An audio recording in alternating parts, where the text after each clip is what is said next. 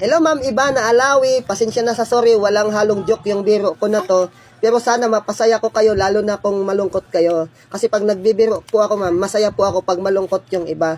Kaya po to ginawa yung video to kasi narinig ko yung pinakita mo sa video na gagawa ng video at magkakaroon ka ng iPhone na walang mata.